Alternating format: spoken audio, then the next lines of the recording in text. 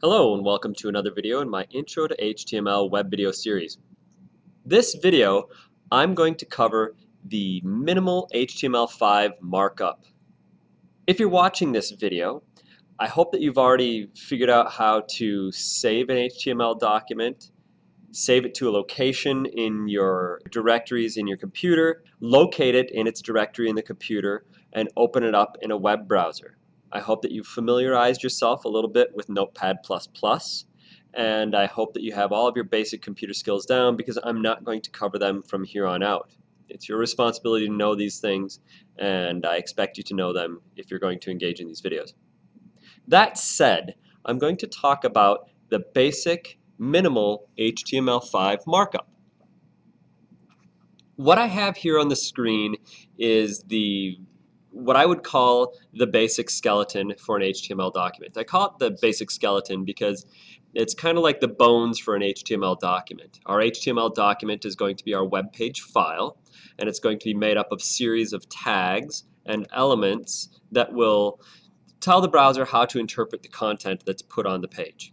We're going to put all of the content in between these two tags here and surround it with a whole bunch of other markup, and bang, we're going to have a website. But before you can do that, you kind of got to know how this minimal markup works, know what these parts are. I'm just going to go top to bottom and explain these. First thing that you're going to see in this markup is going to be the Doctype declaration. The Doctype declaration is very simple in HTML5. It just consists of the opening and closing braces, the exclamation mark, and Doctype HTML. What this tag does is it tells the web browser, Google Chrome, Safari, Firefox, Edge, Explorer, it tells them what version of HTML to use. Now, HTML has gone through a lot of revisions in its life. The HTML has been around for quite a few years, and as those years have progressed, the technology has gotten better. Browsers have gotten better, servers have gotten better, computers have gotten better, and because of those improvements in technology, we've also seen improvements in the types of things we could do with the language.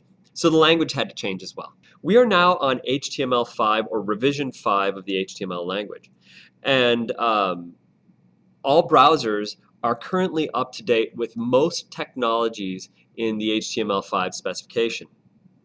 So what we are going to do is we're going to tell the browser just to use HTML. When we do this, doctype HTML, it's telling the browser to use the most recent specification of the HTML language.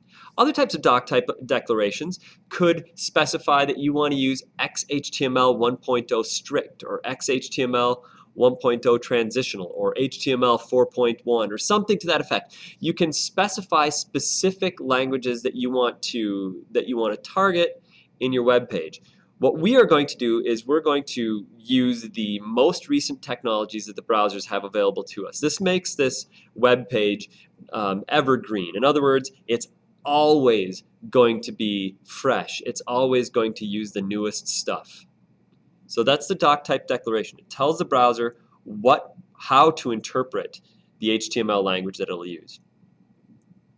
HTML element. This is our root element. The root element is going to contain all of our markup for the entire web page. All markup has to go in between the opening HTML tag and the closing HTML tag. Opening tags look like this. They have two angle braces, like that.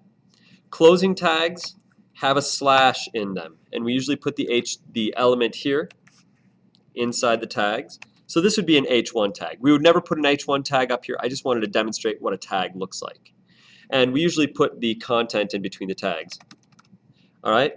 So now you know what a tag is, what an opening tag and a closing tag is. We can get on with this a little bit. So the opening HTML tag tells the browser when the HTML language is going to begin. The closing tells it when it's going to end. So everything in between these two tags should be interpreted as HTML language.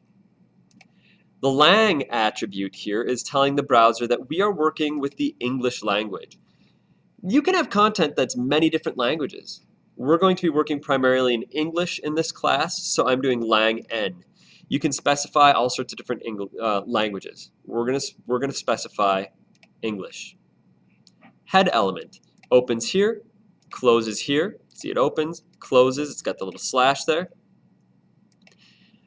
I like to think of the head of the document as the utilities, or it's that room in your house where you've got the heater, the furnace, the water heater, the water softener, all of those utilities that run the house, but we don't go into a house to look at that stuff. But if you didn't have that stuff, the house wouldn't work correctly. That's how I think of the head, because we don't put content in the head. Content is all the stuff that we go to the web page to view, but the head does help determine how that content is going to function in the web page. The first thing we have in here is the char set declaration. This is going to tell the browser what character set we are using. The character set is going to be the collection of characters that are going to be available to us. The ABCs, the 1, 2, 3s, all of the symbols like the $, percent, ampersand, carets, all that kind of stuff. Now, UTF-8 is Universal Typeface 8-bit. It's a very large collection of characters, and it's going to have characters from all sorts of different languages all over the world and all sorts of special symbols. We declare this so that the browser knows how to interpret the characters that we're using. Okay? We're using UTF-8. You could specify different ones, but we're not going to in this class. Title. Title has two purposes. One is the purpose that we see. You know, when you open up a browser window and it's got tabs on the top, and if I were to go to Reddit, for example, right up here, Reddit, front page of the internet would show up. Okay? That is specified by the title. So the top tab on a browser the text up there is specified by this title tag. What the title tag also does is it helps search engines like Google or Bing or whatever find your web page. Part of the crawling algorithms for these search engines is to look at the title. So you want to have a title for one to tell the users what page they're on by looking at the tabs, and two, tell search engines what your page is so the page can be found. This thing here is a conditional comment. I'm not going to get into great detail on what this is right now. Just so you know, we have this in here so that our web pages will work with HTML5 elements in browsers lower than Internet Explorer 9. Okay? It'll just make sure that all the elements we use will work. So you can have that in your pages, you can ignore it. I would recommend having it in there. That's going to ensure that your web page is going to work across all browsers. Remember, not everybody is going to have the most recent version of browsers. IE9 and later is always going to update. Firefox and Chrome always automatic update. But earlier versions of IE did not automatic update. You had to update them yourselves. They did not always stay up to date.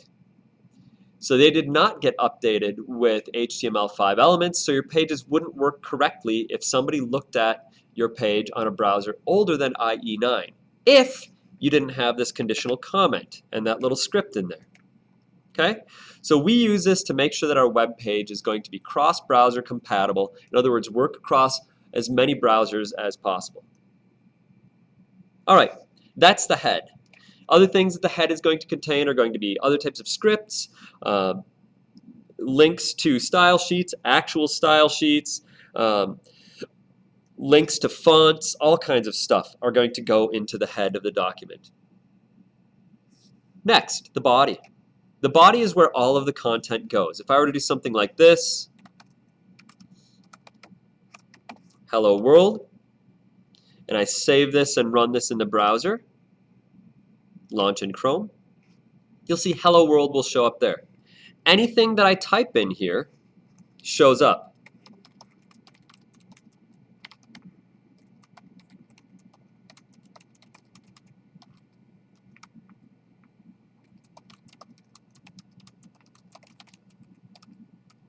Yeah, you're going to see me make some typos in these videos. I don't care. I'll fix them sometimes, sometimes I won't. Save it, refresh it in the browser, and you'll see that anything I type in here will show up in the browser. Got it? That's the body. The body is where we're going to put all content. Everything that we want to show up in the browser window has to go in the body. Well, there you have it. That's the basic skeleton, or the minimal HTML5 markup. We're going to be working with this skeleton on all of the videos from here on out. Thanks for watching.